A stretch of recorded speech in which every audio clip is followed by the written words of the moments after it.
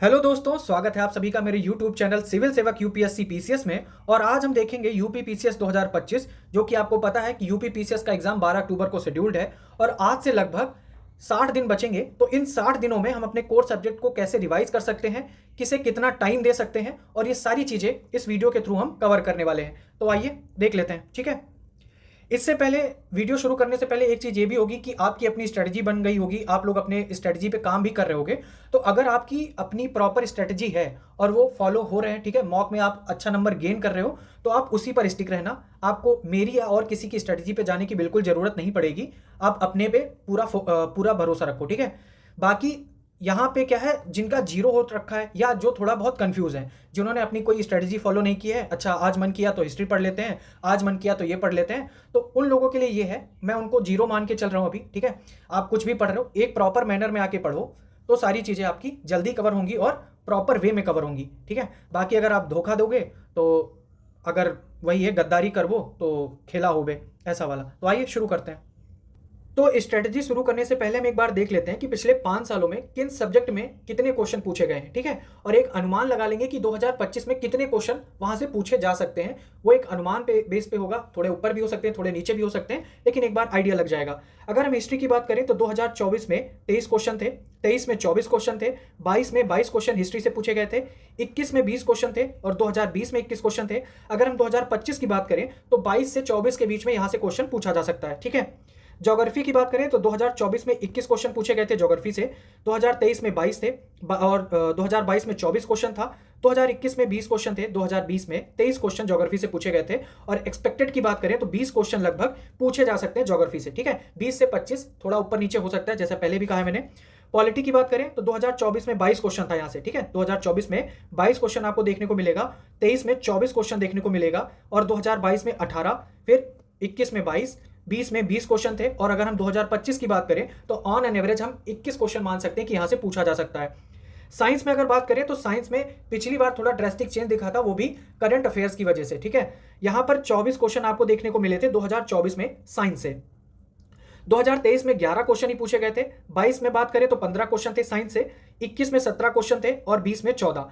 अगर हम साइंस, अगर 2024 को अगर हम अपवाद माने, ठीक है, तो एक अनुमान के हिसाब से ऑन एन एवरेज देखें तो 15 से 17 क्वेश्चन ही साइंस में पूछे जाने की मतलब संभावना रहेगी। इकोनॉमी की बात करें तो 2024 में इसमें 15 क्वेश्चन पूछे गए थे, 23 में भी 15 क्वेश्चन था, 2022 में 14 क्वेश्चन पूछे गए थे और 2021 का जो पेपर था उसमें इकोनॉमी का करंट अफेयर्स थोड़ा ज़्यादा था, तो उसमें वो बूम कर गया था और यहाँ पर क्वेश्चन पहुंच गए थे 25, ठीक है।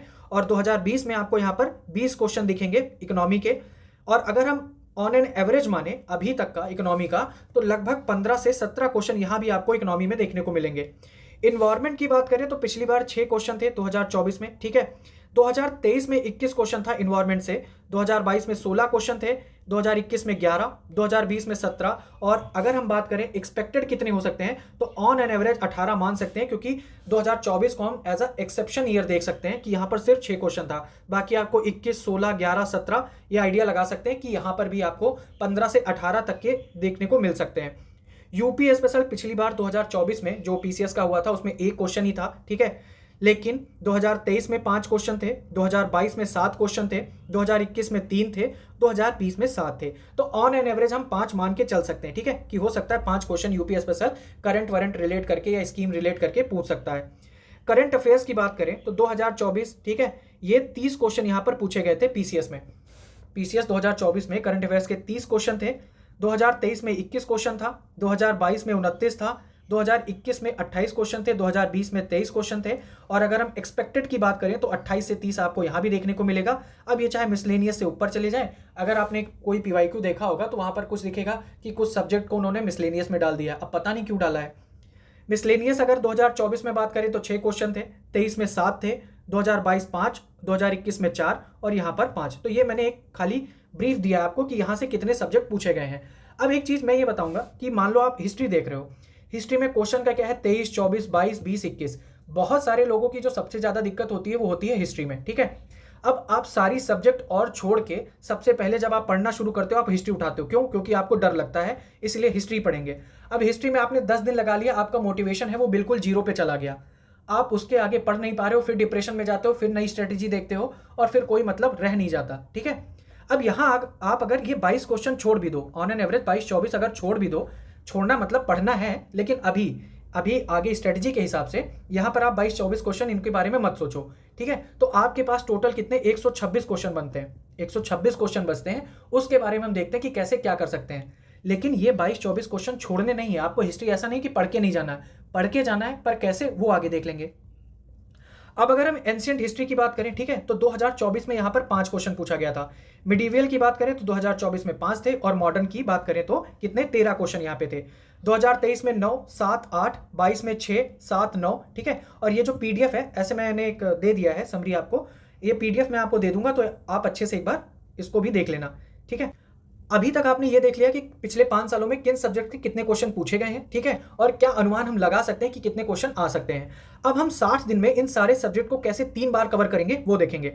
पर एक बार ये देख लो आपके पास सब्जेक्ट कौन से हैं। ज्योग्राफी है, इन्वायरमेंट है, इकोनॉमी है, पॉलिटी है, साइंस है, करंट अफेयर्स है, हिस्ट्री, यूपी और मिसलेनियस टॉपिक जो रहते हैं, जिनको एक तरह से आप रट्टा मान सकते हो या छोड़ने वाले क्वेश्चन भी बोल सकते हो, क्योंकि इसमें कुछ ऐसे क्वेश्चन आ जाते हैं जो नए बनते हैं, ठीक है।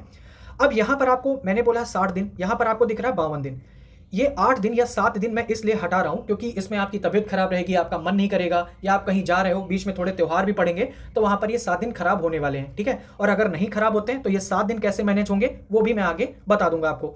फिलहाल हम 52 दिन पे बात करते हैं। अब आपको करना क्या है, ठीक है, ध्यान से समझिएगा। यहाँ पर मैं सिर्फ ये नहीं बता रहा हूं कि ये आ सकता है, ऐसे आ सकता है, आने को कुछ भी आ सकता है। मैं सिर्फ इतना बता रहा हूं कि आप कैसे अवेयर हो सकते हो। अगर पेपर आरओ टाइप का आ जाए, अगर फैक्चुअल बेस्ड आ जाए तो भी आपका तैयार हो जाना चाहिए, और अगर कॉन्सेप्ट पे आ जाए तब भी तैयार हो जाना चाहिए, क्योंकि आप हर बार नहीं दे सकते हो कि नहीं इस बार ऐसा पेपर था, इस बार ऐसा पेपर था, ठीक है। कैसे कवर करना है वो सारी चीजें देखते हैं। तो आप 52 दिन देखो, ठीक है।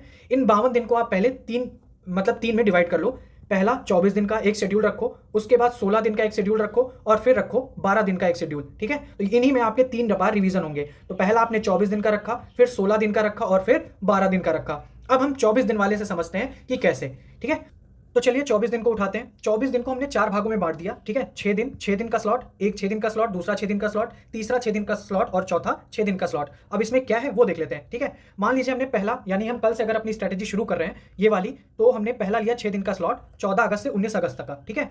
अब बेसिकली क्या होता है कि आपने उठा लिया, शुरू में ही हिस्ट्री उठा ली, तो आपको 10 दिन लग जाते हैं और आपका पूरा मोटिवेशन एकदम डाउन हो जाता है, और फिर आप आगे के लिए फिर से नई स्ट्रेटेजी शुरू करते हो, नई प्लानिंग शुरू करते हो, और आखिरी तक वैसे ही होता चला जाता है। आपने उठाना है पॉलिटी, क्योंकि किसी भी मीडियम या किसी को अगर अपने अंदर कॉन्फिडेंस बूस्ट करना हो, बेसिकली अगर उसका ऑप्शनल सब्जेक्ट हिस्ट्री या ज्योग्राफी ना हो, तो उसे पॉलिटी उठानी चाहिए, है ना। जल्दी समझ आती है और चीजें थोड़ा आसान हो जाती है आपके लिए, और कुछ रिपीटेड इसमें थीम ही रहती हैं जो वो पढ़नी होती हैं। अगर हम बात करें तो इस 14 अगस्त से 19 अगस्त के बीच में आप सबसे पहले ले लो पॉलिटी, और उसके साथ एक कम ऐसे जो टारगेट करना पड़े, जैसे इकोनॉमी का भी सेलेक्टेड पोर्शन है जो आपको पढ़ना पड़ता है। तो आपने पॉलिटी के साथ ले लिया है इकोनॉमी, ठीक है, और इसको आपको देना है डेली 6 घंटे।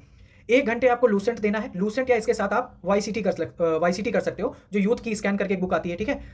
इसको भी आपने डेली 1 घंटा देना है, और 1 घंटा आपको सीसैट देना है, क्योंकि सीसैट के साथ आप अगर खेल करोगे तो सीसैट खेल कर सकता है, पिछले कई सालों में देखा गया है। तो आपने अच्छे से देखना है, 1 घंटा सीसैट देना ही देना है, ठीक है। अब चाहे सीसैट को आप 1 घंटा यहां दे दो, या संडे को कहीं से कटौती करके 3-4 घंटा सीसैट पे दे दो, वो आपकी मर्जी है। तो 1 घंटा सीसैट आप डेली यहां पर कर रहे होगे, और 2 घंटे करंट अफेयर्स आपने करना ही करना है, ठीक है। यहां से 30 क्वेश्चन आपको देखने को मिलेंगे, तो ये आपका इंपॉर्टेंट सेगमेंट हो जाता है। यहां पर 2 घंटे आपने डेली करना ही करना है। अब पॉलिटी, अब जैसे मैंने बोला ना कि आपको 6 घंटे देना है जीएस पे, ठीक है। पॉलिटी और इकोनॉमी में आपको देना है 6 घंटा डेली का।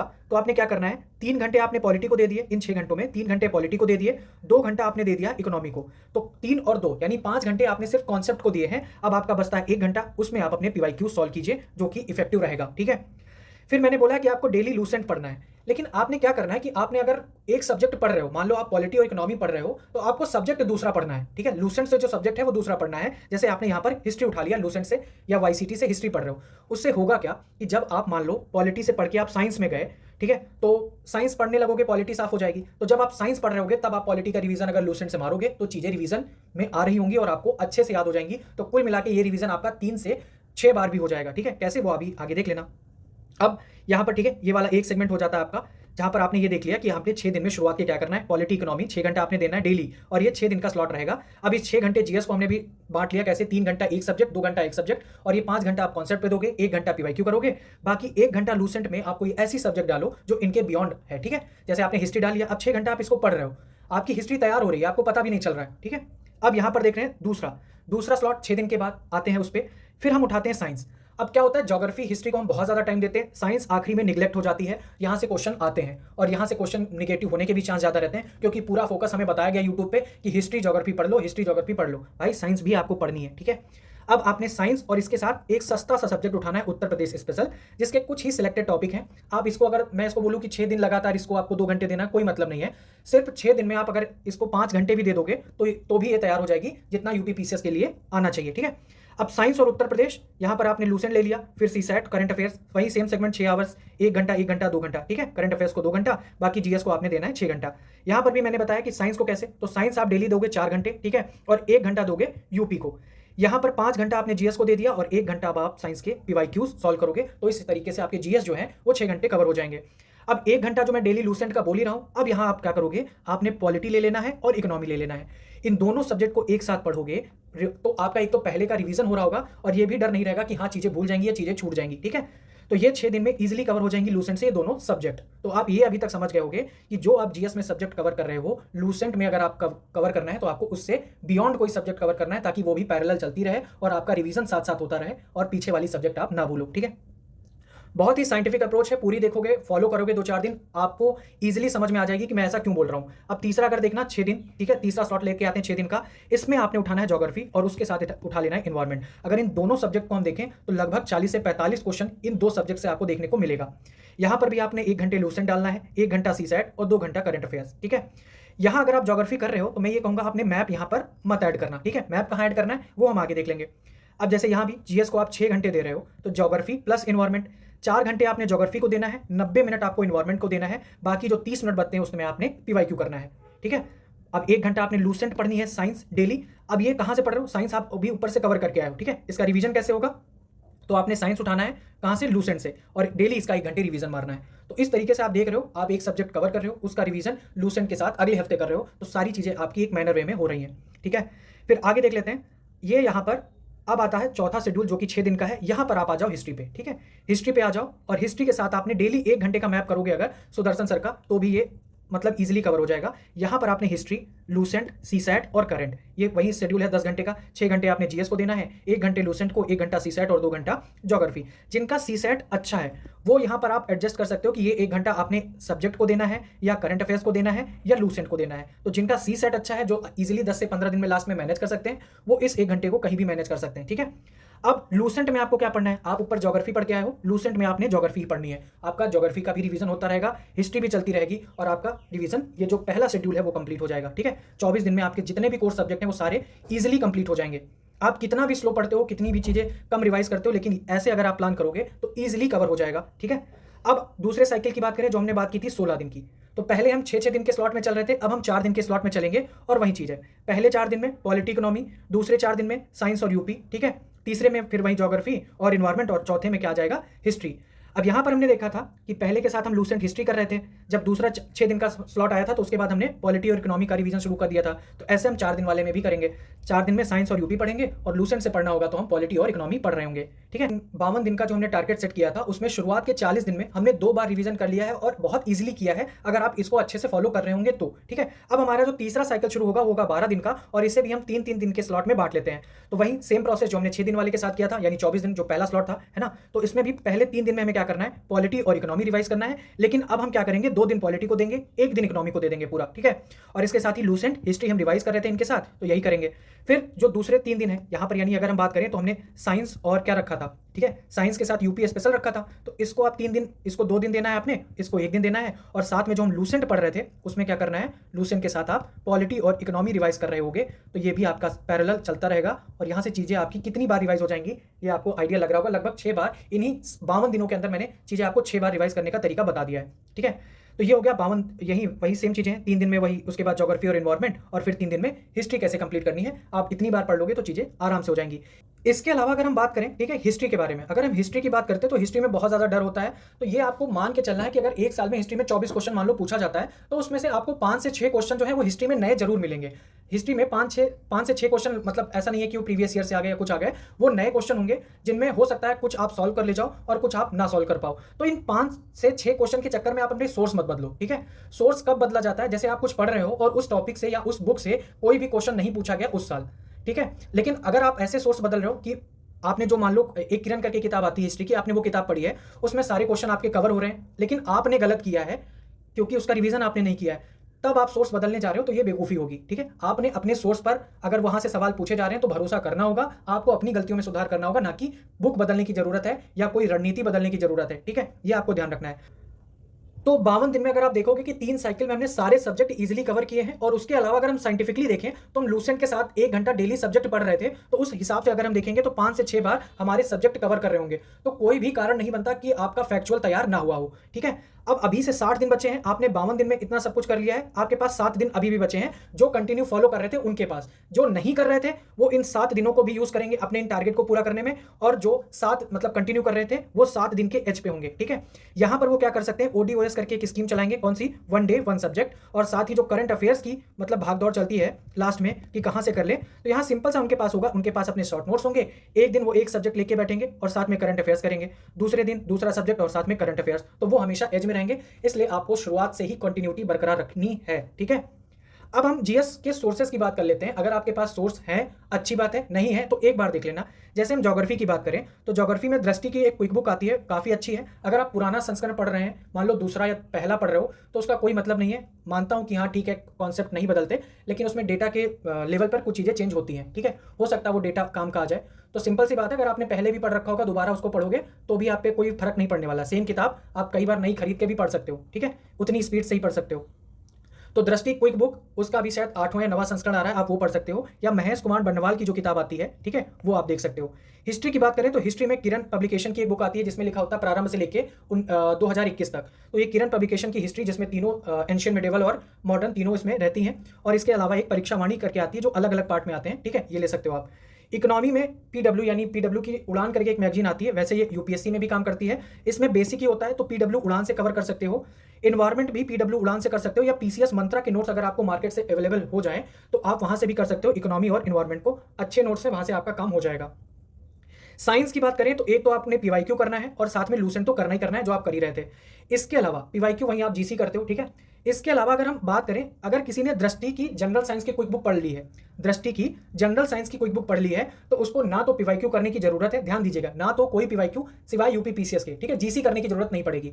तो उस दृष्टि जनरल साइंस क्विक बुक अगर आपने कर ली है तो आपने लूसेंट भी नहीं पढ़ना है, ना जीसी पढ़ना है। आपने क्या करना है, ये बुक पढ़ना है, और उसके साथ साथ यूपी पीसीएस के जो 10-12 साल के क्वेश्चन आए हैं साइंस के, सिर्फ वही सॉल्व कर लेना है। पॉलिटी की बात करें तो पॉलिटी में लक्ष्मीकांत सबसे अच्छा सोर्स माना जाता है, और है भी। ठीक है, इसके अलावा अगर आपको इसको पढ़ने में जोर आ रहा है, मन नहीं कर रहा, सरदर्द होने लग रहा है, ठीक है, घबराहट हो रही है, तो आप पीडब्ल्यू उड़ान या पीसीएस मंत्रा के नोट्स भी फॉलो कर सकते हो, आपका काम हो जाएगा। लेकिन इसको पढ़ लोगे तो ये मेंस में भी काम आ जाएगी। अगर पीटी पास करनी है तो ये दोनों चीजें पढ़ लो, काम हो जाएगा। ठीक है, बाकी करंट अफेयर्स को लेके बहुत ज्यादा डाउट रहता है, तो मैं अगर आप पिछले ट्रेंड को देखोगे तो बस इतना ही सजेस्ट करूंगा, अक्टूबर 2024 से लेके 20 सितंबर 2025 तक का करंट अफेयर्स आपने हर हाल में कवर करना है, और कवर करने का मतलब यह है कि अच्छे से कवर करना है। ठीक है, अब इसको जैसे हम 2 घंटा डेली दे रहे थे, तो आपने क्या करना है, 90 मिनट आपने करंट पढ़ना है और 30 मिनट उसका नोट्स बनाना है। तो आप जो 90 मिनट में पढ़ोगे वो आधे घंटे में नोट्स बनाओगे, तो उस करंट का भी रिवीजन हो जाएगा। तो कोई कारण नहीं बनता है कि आपका करंट तैयार नहीं हो सकता। ठीक है, अगर आपने बहाना बनाना हो तो अलग बात हो सकती है।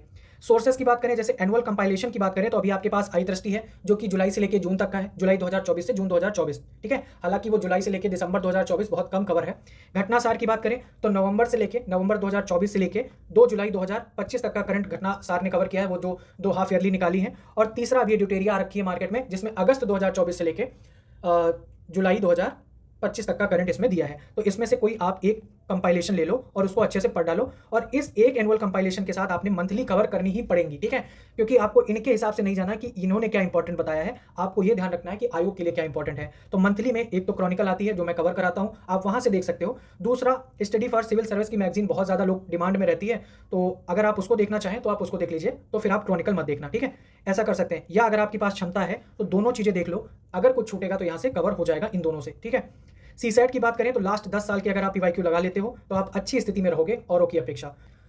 तो कुल मिला के आप इसको एक टाइम टेबल समझ सकते हैं, जिसमें मैंने ये बताया कि आप किस सब्जेक्ट को कितना टाइम दे सकते हैं और कितना रिवाइज कर सकते हैं, किस पे ज़्यादा फोकस नहीं करना है। ठीक है, ये सारी चीज़ें हैं इसमें, ये आपने ध्यान रखना है। आपने 10 घंटे यार देने ही पड़ेंगे, सीटें बहुत ज़्यादा जो मार्केट में चल रही हैं उस हिसाब से 800 प्लस हो गई हैं। ठीक है, तो आपको अलग से जोर लगाना पड़ेगा।